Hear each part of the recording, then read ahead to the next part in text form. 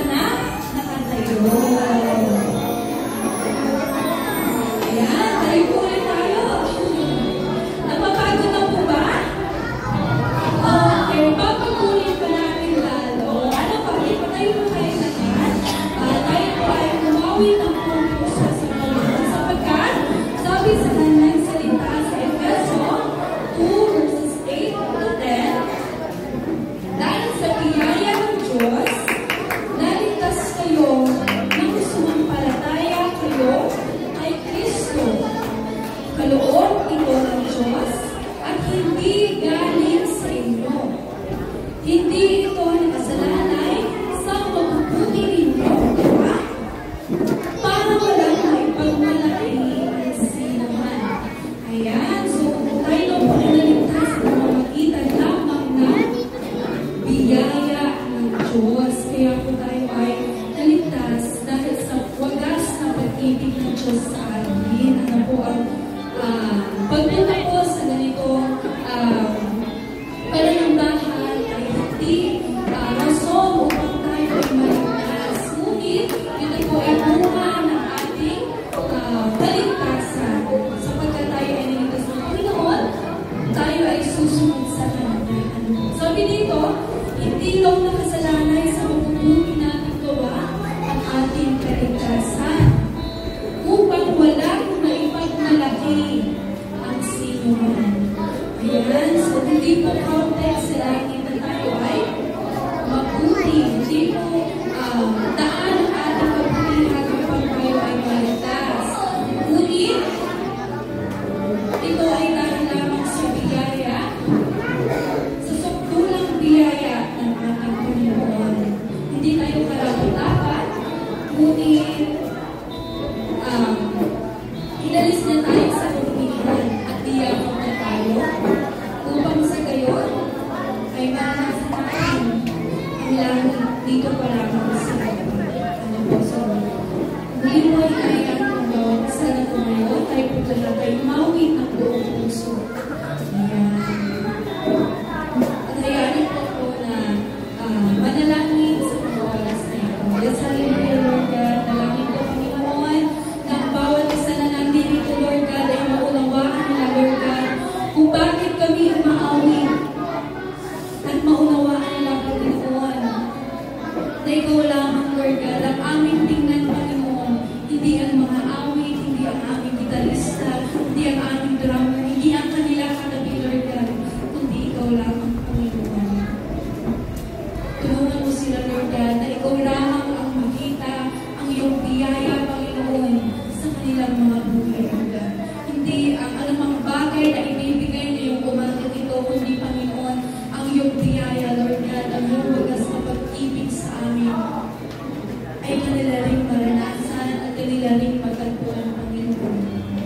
Tulungan mo ako sa Panginoon, nabuksan ang kanilang puso Lord God at kanilang isipan Lord God na maling lumagat sila Lord God sa aming pagkaawitan ngayong umaga ngayon Lord God. Na inalis mo kami at tirapan mo kami sa aming mga pagkahan Lord God sapagkat ang bawat isa ay nagkasala Panginoon. Lahat kami na nandito Lord God ay makasalanan Panginoon at walang nakaabot sa iyong kamatayan Lord God. Kaya tulungan mo kami Lord God na lumapit, umawin Panginoon ang buong puso Lord God ngayong umaga. Kaya mga kapatid, tayong lahat ay umawin sa Panginoon. Sino ba dito ang walang kasalanan? Taas ang kamay. Sino ang walang kasalanan? Lahat po tayo ay nagkasala. Wala pa mga tayo dito sa sanlibutan tayo po ay kasalanan. Ngunit tayo sa sukulang biyaya ng Panginoon, tayo po ay naligtas. Kaya let us grab this opportunity mga kapatid na magpasalamat at umawit sa Panginoon. Ganyan din naman sa mga bata, inaayahan ko ang bawat isa na huwag munang makipag-usap sa kanilang katabi. Huwag munang makipag-aros sa kanilang mga katabi upang tayo po ay sabay-sabay umawit sa Panginoon. Hallelujah.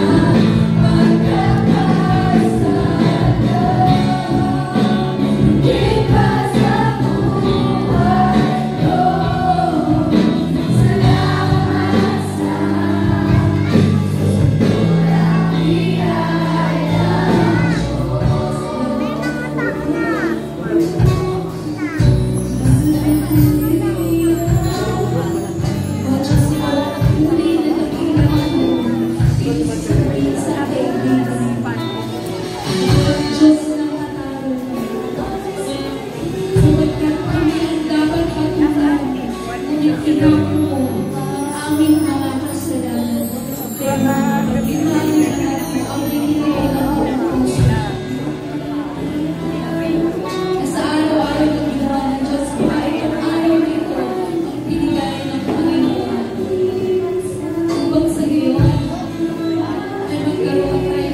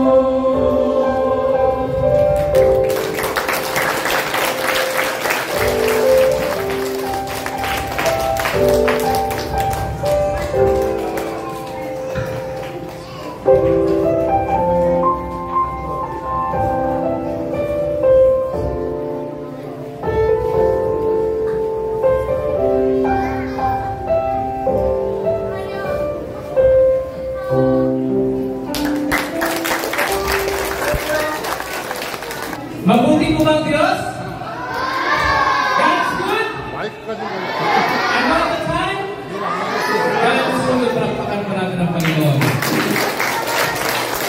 Sabihin mo sa katabi mo, hindi aksidente na dinala ka dito ng Diyos. May plano ang Diyos sa buhay mo. Amen. Sa malakas na palakpak para sa akin.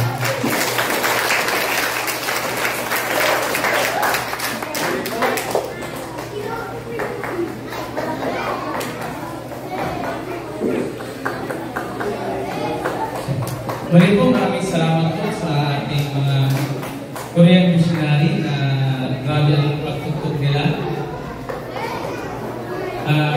Alam niyo ba, pag yung ganun kanta, mamahalin siya. Amin po ba? Makikita ko lang yung mga ganun mga kanta sa mga sosyal na lugar. Pero, dahil anak tayo ng Diyos, anak sila ng Diyos, tinugtugan nila tayo. Amin po ba? Yung kanilang talento, binahagi nila para sa atin. Yan ang pagkabuti ng Diyos. Tayo po muna manalangin bago mag-umpisa. Lahat po tayo yung buko. Dahil ang Diyos, God, salamat po sa bagong po, Panginoon, na kung saan ito ang araw, God, na kung saan sa 8 taon, Panginoon, mula sa simula, nagsimula ang Christ Heart Fellowship, God, at hanggang ngayon, Panginoon, ikaw ay tapat sa gawain mo, God. Ikaw ay tapat, Panginoon, sa sambahan mo, Panginoon, God, na kung saan hindi nyo kami iniiwanan at pinapabayaan. Salamat, Panginoon, sa mga tulong mo, Panginoon, na ginagamit mo, Panginoon, at iba't ibang tao, Panginoon, at maging ang aming kaibigan, Panginoon, mga Korean missionary, God, na kung saan ginamit sila ng Diyos upang mapaganda ang iyong bahay sa lahat.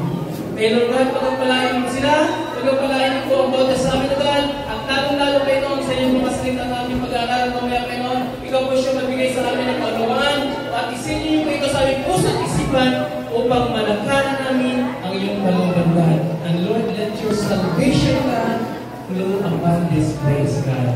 In Jesus' name we pray. Amen. Amen. So, ngayon po, panoorin po natin yung ating hallelujah.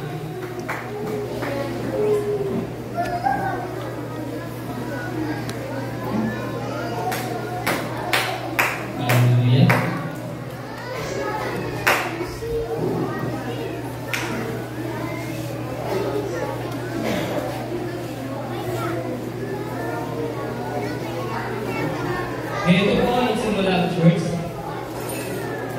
Patayin mo muna yung TV, tapos buksan mo ulit. Patayin mo, tapos buksan mo ulit.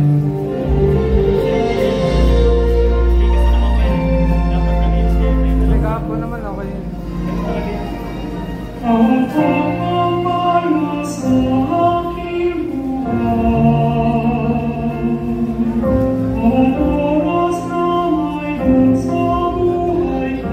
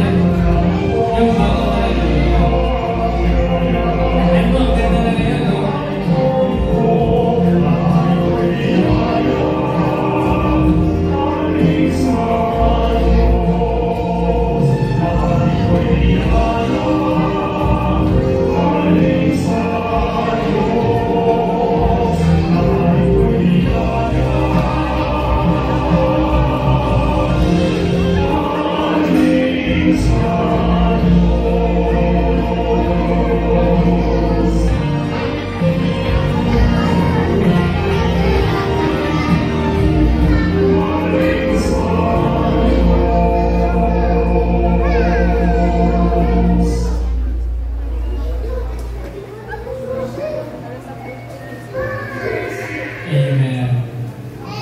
Ito sa pagkakaso nga lang connection. Palagpakan pa natin ang mga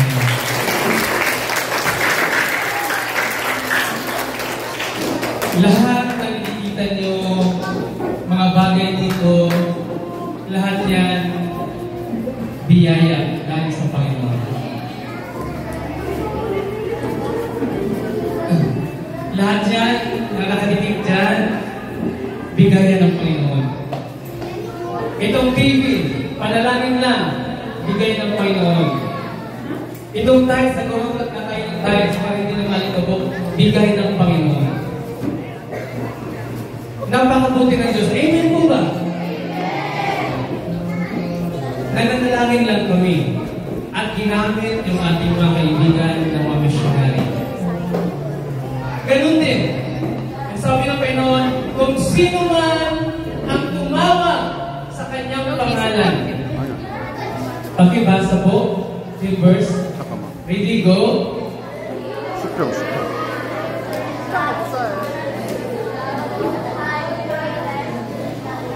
Ready, go. He who dwells in the shelter of the Most High will rest in the shadow. Walong taon na Christ ang fellowship, hindi iniiwanan o pababayaan. Same din sa buhay mo. Kung ikaw din, bata, kabataan, mga nanay, kung ikaw ay nagtitiwala sa Panginoon, ang sabi doon, hindi ka iiwanan o pababayaan. Kung ikaw ay naghahangad ng kalinga ng tataas-taasan, ang sabi dito, hindi ka niya iiwanan o pababayaan. Amen po ba? Ngayon, paglabas mo sa bahay mo, sigurado ka ba na ligtas ka? Paglabas mo sa bahay mo, sigurado ka na ligtas ka? Hindi, di ba? Mga nanay, sa pagtate, pagpasok mo sa trabaho, sigurado ka ba ng mga kauwinan? Mga anak mo, paglabas ng bahay, sigurado makauwinan sa bahay? Hindi. Sino lang ang may kapangyarihan na kung saan kaya mahawakan ang iyong buhay na walang mangyayaring disgrasya pag lumabas ka ng bahay mo? Sino? Si Jesus, ang sabi natin sa John 46, He is the way, the truth, and the life. Sabi sa John 15, hindi kanya apart from me, you can do nothing. Sabi sa John 15:7, pakibasa po. If you remain in me, and my words remain in you, ask whatever you wish, and it will be given. Say, ready, go? If you remain in me, and my words remain in you, ask whatever you wish, and it will be given to you. Ang sabi niya, kung kayo'y nanatili sa akin, sabi doon, and my words na aking salita ay nanatili sa iyo. Ang sabi ng ask. Ano yung ask? Ano yung humingi? Ano yung sabihin? Ask whatever you wish. Ano yung wish nyo? Ano yung mga gusto mo sa buhay? Ano yung gusto mo sa buhay? Ano yung gusto mo sa buhay? Ano yung gusto mo sa buhay ng nanay?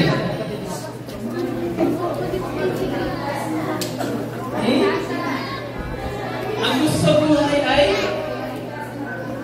kaligtasan. Ang gusto sa buhay makakain at pumili isang araw. Ano po ba? Ang gusto sa buhay di magkakasakit. Ano po ba? At higit sa lahat, ang gusto sa buhay siguro. Naniniwala pa kayo na pagkatapos nating mamatay, may buhay pa na walang hanggan. Meron po ang tinatawag na buhay na walang hanggan? Yes, meron. Pero sasabihin ko sa inyo, meron dalawang Diyos sa mundong ito. Yung una, tunay na Diyos. Yung pangalawa, hindi tunay na Diyos. Yung tunay na Diyos, kaya kang iligtas, kaya hawakan ang buhay mo, kaya kang, sabi nga, hindi kaya 가 있어야 pagkabayan 되거든요. 이 컬러브레이션? 근데 집사님이 지금 이 pagkamatay 영어를 mo, 깔아서 pumunta ka sa 연결을 langit. 해야 Ito namang hindi tunay na Diyos, magaling magsalita. Diba? Parang tama, pero pag maniwala ka sa Kanya, impyerno ang iyong pupuntahan. Tama po ba? Kami dito sa Christ Heart Fellowship, ang nais po namin na magabayan ang mga bata na mamuhay ayon sa kalooban ng Panginoon. Gabayan ang mga kabataan na mamuhay, lumakad ayon sa kalooban ng Panginoon. Dito, dinidiscourage namin ang mga bata na gumagawa ng mga pagod. Kung mga bata na gumagawa ng masama, kung mga bata na kabataan na magbibisyo, bakit? Masisira ang kanilang buhay. At higit sa lahat, nais din namin na ang mga magulang din, ganoon din. Mga magulang, tanungin ko po kayo, gusto niyo ba ang anak niyo mapapabuti? Mga magulang, gusto niyo ba ang anak niyo mapapabuti? Ang anak niyo dalhin mo sa tamang simbahan na kung saan nagtuturo ng tama. Nagtuturo ng salita ng Diyos na kung saan sinasatuhay ang salita ng Diyos. Hindi lang magaling ang salita tapos wala na. Mga magulang, sigurado ka ba pag tayo wala na, ikaw wala na, ang anak mo ay magpapatuloy yan? Sigurado ka ba ang anak mo pag ikaw wala na? Huwag naman sana, di ba? Mamuhay ayon sa Panginoon? Di ba hindi? Di ba? Kaya ngayon pala mga nanay, mga tatay, ang mga anak nyo, turuan nyo na magtiwala sa Panginoon. Amen po ba? Mga bata,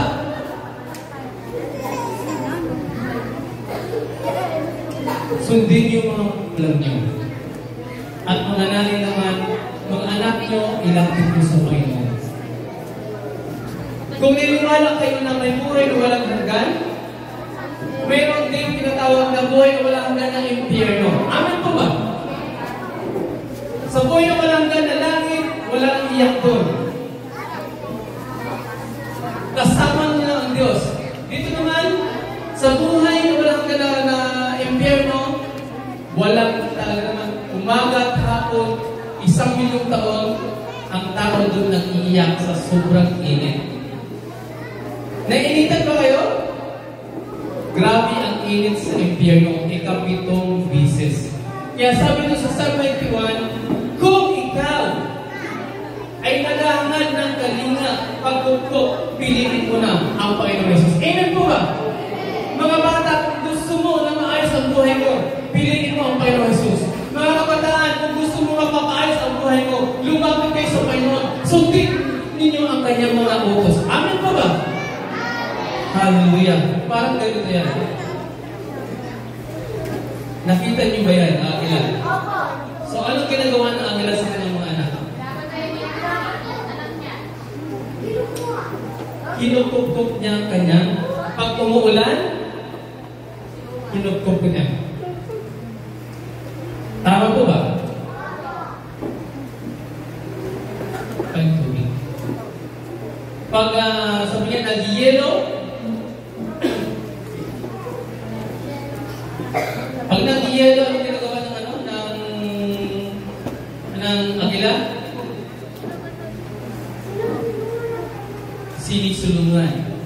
Di bali na siya ang matulanan, maninigas sa yelo, huwag lang ang kanyang anak. Ganon din po ba kayo mga magulang?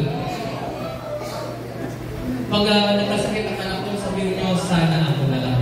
Tama po ba? Sana ako na lang. Ganon din ang Panginoon.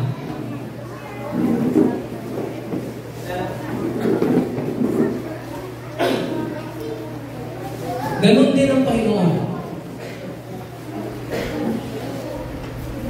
Hindi niya kayo iiwanan pabayan kung kayo ay magtitiwala sa Kanya.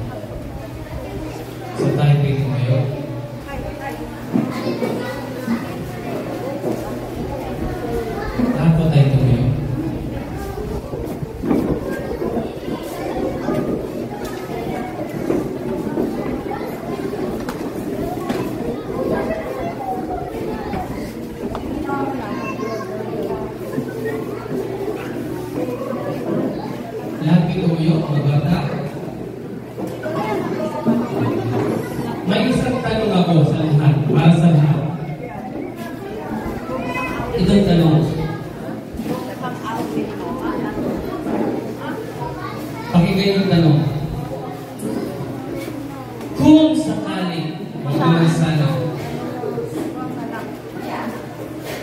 kunin ng Diyos ang buhay natin, ang buhay mo, alam mo ba kung saan ka pupunta? Mga bata, makinig muna. Makinig.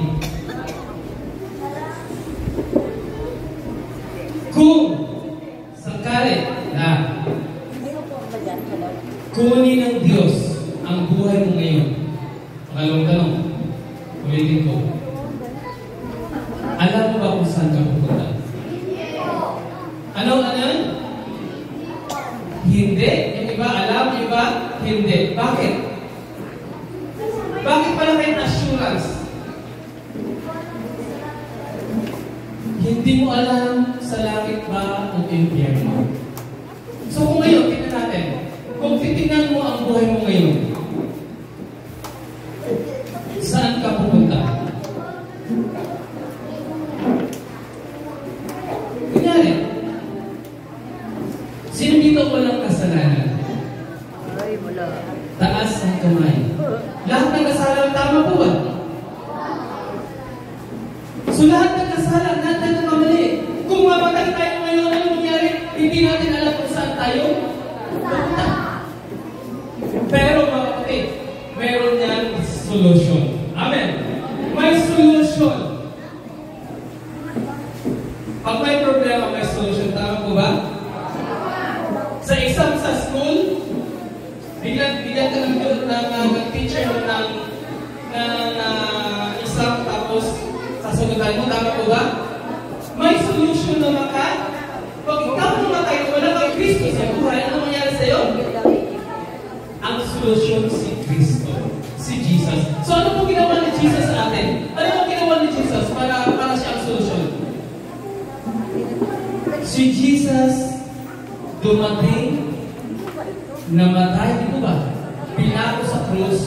O pang sabi sabay sa John 3:16, kung sino man ang sumampalataya sa Kanya, sabi doon, hindi mapahamak, kundi magkaroon ng buhay na walang hanggan. Hallelujah. Kung sino man ang sumampalataya sa Kanya, hindi mapahamak, kundi magkaroon ng buhay na walang hanggan. So paano ba magkaroon ng buhay na walang hanggan? Sa John 17 verse 3, ang buhay na walang hanggan ng buhay ay na makilala ang Diyos at si Jesus. So paano ba siya makilala?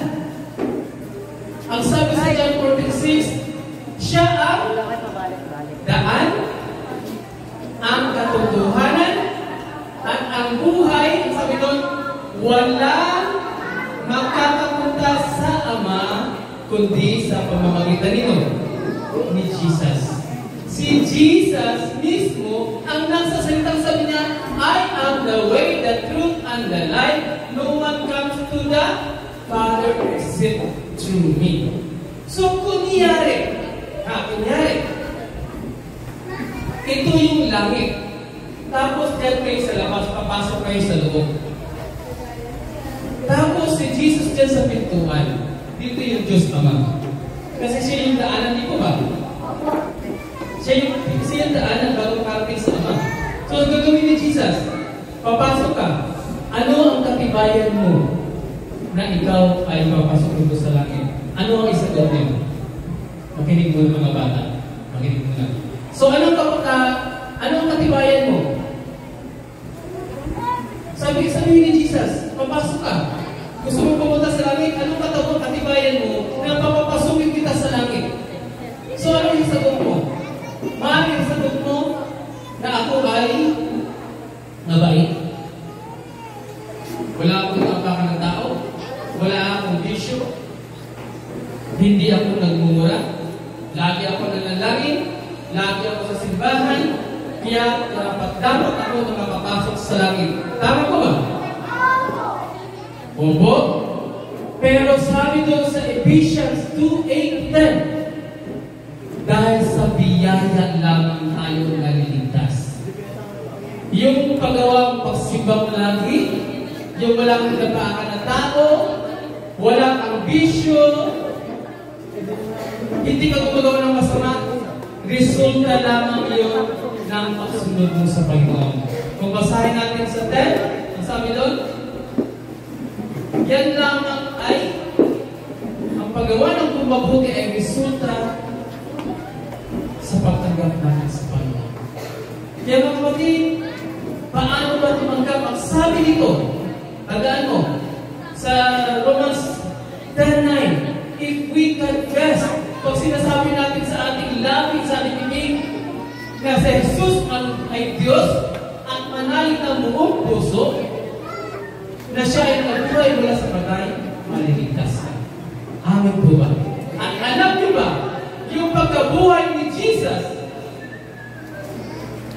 yun ang pag-asa natin na kung saan pag tayo namatay, pag tayo ma-expire na dito sa lupa, may buhay na walang hanggan. May resurrection. Kaya mga kapatid, mga bata, tina-challenge niyo kayo. Ito niyo kung pagkakataon na balay-balayan niyo. Tingnan mo yung buhay. Saan ka ba pupunta? Pag ikaw muli ng Diyos. At hindi lang yan. Pag tinanggap mo si Jesus ngayon na Diyos at tagapagligtas, kailangan mo siyang sundin. Mamuhay ayon sa kanyang mga salita. So, sino dito ang kumakain ng kanin 3 beses sa araw, minsan 4, 5 pa? Di ba? Pag kumakain ka ng kanin, para saan yun? Para nalakas. So, paano ka pakakainin ang iyong spiritual na katawan? Paano pakainin ang iyong spiritual na katawan mo? Salita ng Diyos. Amen po ba? Salita ng Diyos. Pag tinanggap mo si Jesus ngayon, na Diyos na tagapagligtas, kailangan mo nang magbasa ng Biblia at humingi ka ng kaunawaan. Dahil yan ang bubuhay sa iyong espiritu. Amen. Pag kayo mawala na, yan ang pupunta sa langit. Kaya ngayon, mga kapatid, tayo ay sinunod sa inyo na gusto kagawin si Jesus. Kasi kamay na Diyos ang tagapagligtas. Hindi ko kayo pinipilit.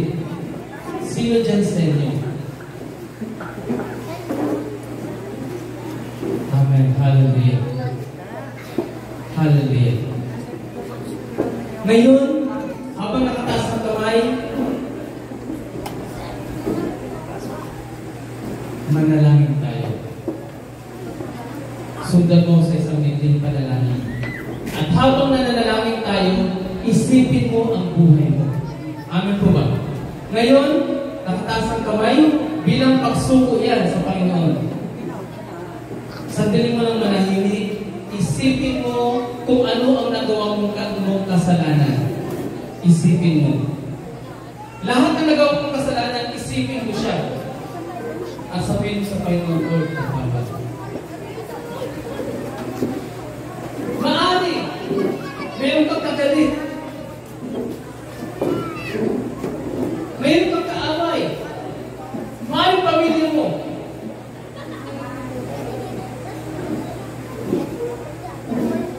Na nagawa na ng mali o ginawa mo ng mali. Isipin mo. Lahat na nagawang kasalanan mo lang noon hanggang ngayon.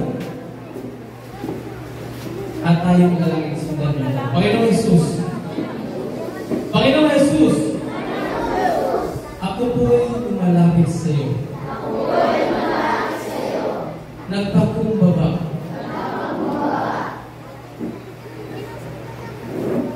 Nagmamakaawa, Panginoon. Ako po isang makasalanan. Marami pa akong nagawang kasalanan. Mula noon at hanggang ngayon. Panginoon Jesus, patawarin mo ako sa lahat ng aking kasalanan na nagawa ko. At ngayon, Panginoon, salamat na namatay ka para sa akin.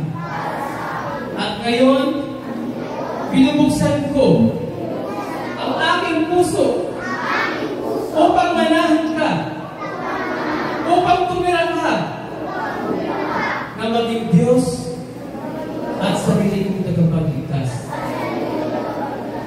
Salamat, Panginoong Jesus, sa kaligtasan. At isulat ko rin po, Panginoon, ang aking pangalan sa aklat ng buhay. At ngayon, Panginoon, tulungan mo ako na mamuhay ayon sa iyong mga salita. Salamat po sa pangalan ng Jesus. Amen and amen. Ako rin po yung manalangin. Tayo po pa rin po. Dakilang Diyos, God, salamat po sa mga kapatid ko na ito, Panginoon. Dahil tumanggap na sila sa iyo, God. Lord God, na kung saan ang binhi, Panginoon, na itanim sa kanilang puso, God. Dalayan ko, Panginoon, ito'y lumago, Panginoon. Mamuhay sila ng tama, God. Ayon sa iyong mga utos, God. Kaya, Lord God, ngayon pa lang, Panginoon, pagkapalayan ko rin sila, God, at tulungan niyo po sila. Bigyan niyo sila, Panginoon, kauhawan sa pagbabasa niyong salita at pagdalo niyong buhayin. Sa pangalan ng Jesus, amen. Amen. Pinatay ko po. Ngayon, gumaan na ba ang puso niyo? Gumaan na ba? Alam niyo po ba, na sa Exodus chapter 25, inutusan ng Diyos si Moses na gumawa ng simbahan. Di ba? Gumawa ng simbahan. Sabi ng Diyos kay Moses na gawin mo ito, kung anong nakita mo sa langit, gawin mo sa lupa upang ako ay titira doon. At alam niyo ba, ang sabi sa Hebrews, shadow lamang yung simbahan na yun. Sino ba talaga ang simbahan sa panahon natin ngayon? Sino ba? Saan yung pinapapasok si Jesus? Sa puso. Sabi sa 1 Corinthians 3, tayo ay templo ng Diyos. Amen po ba? Nung dati hindi ka Kristiyano, hindi mo tinanggap si Jesus, sino nakatira sa puso mo? Yung hindi mo pa tinatanggap si Jesus, sino nakatira sa puso mo? Dalawang klaseng Diyos, tandaan mo, Satan and true God. So, sino nakatira? Si Satanas. Yung tinanggap mo si Jesus, pinapapasok mo sa puso mo, si Jesus na. Alagaan mo yan. Alagaan mo yan ang kaligtasan mo. Kung meron kang Bible sa bahay, basa ng Bible at manalangin. Amen po ba? So ngayon po, inanyahan ko muli kayo mga kabataan baka na-welcome po kayo na mag-church dito. Mga nanay, kung nais ko po akong anak nyo na mapapaayos, mapapabuti, ilapit ko sila sa Panginoon. Isang paraan lang na ang anak nyo mapalayo sa bisyo, mapalayo sa masamang gawain, turuan nyo, ilapit nyo. Isa kami doon sa mag-guide sa kanila para sila ay mapapayos ang buhay. So tayo po ay manalangin. Salamat to God, salamat to the Spirit. We give you praise, we give you glory. In Jesus' name we pray. Amen and amen. So ngayon, pa ba'y tinatanim? May aanihin. So ngayon po, tayo po muna ay mag-offering sa Panginoon.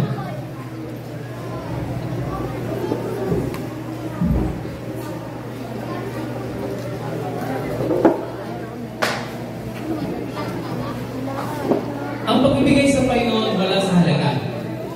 Amen po ba? Bukal sa puso niya. Maaring piso, maaring dos. Pagbukal sa puso mo, tanggap ng Panginoon. Nakikita niyo ba doon? Doon sa time ni Jesus, yung matandang babae, nag-offering siya ng ng santusin. At sabi ni Jesus, yung babae niya, yung matandang yan, siya ang pinakamalaking naibigay. Dahil kasama niya ang puso sa pagbibigay.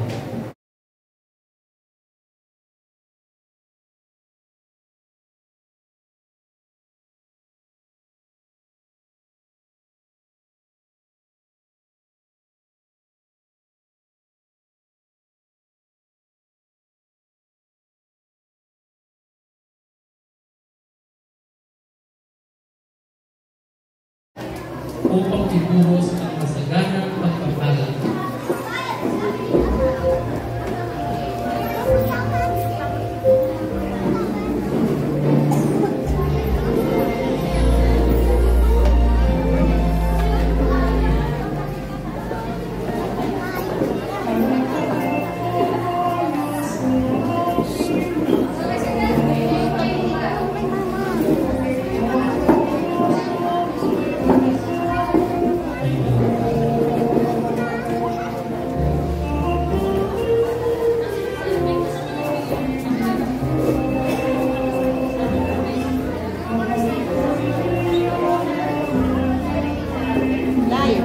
So tayo na itaas po natin ating handugating po. Dakilang Diyos, God, salamat po kayo sa iyong mga salita na aming napakinggan. Salamat po na kung saan naunawaan namin na ikaw pala ang daan, ang katotohanan at ang buhay. At ngayon naman, sa aming pag-ibigay sa iyo, God, pagpalain po, Panginoon, ang aming handog at ikaw po, Panginoon, God. At Lord God, ibalik niyo po sa kanila, Panginoon, ang kanilang naibigay na siksik, liglig at umaapaw ayon sa iyong pagkakagawa. Kaya, God, thank you so much sa pagpapalang ito. In Jesus' name we pray. Amen. Amen. Tayo po magbigay, mabigalak sa ating puso.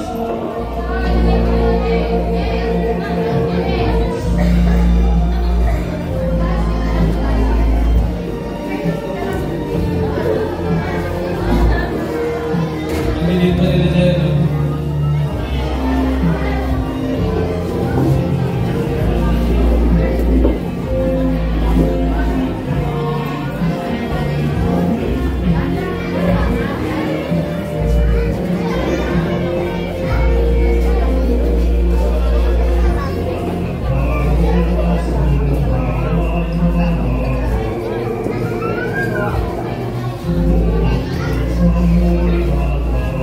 Oh,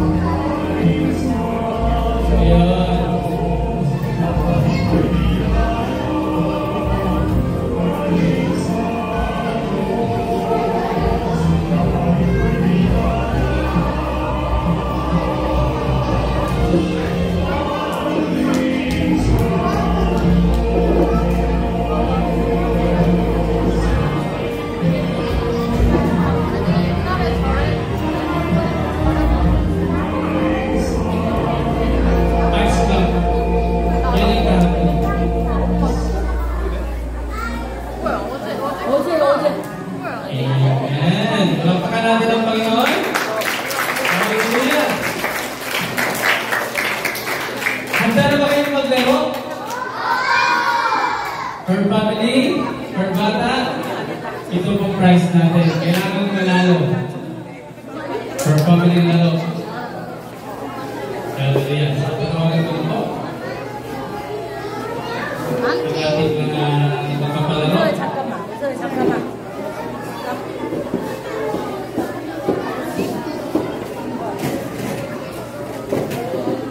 So, tayo muna ito kayo.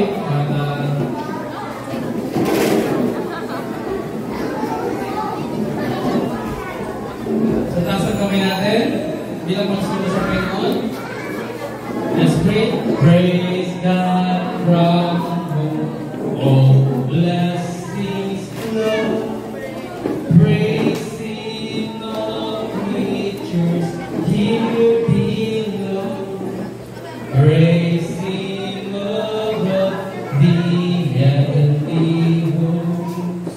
Praise Father, Son, and Holy Ghost. Amen. The Lord bless you and keep you.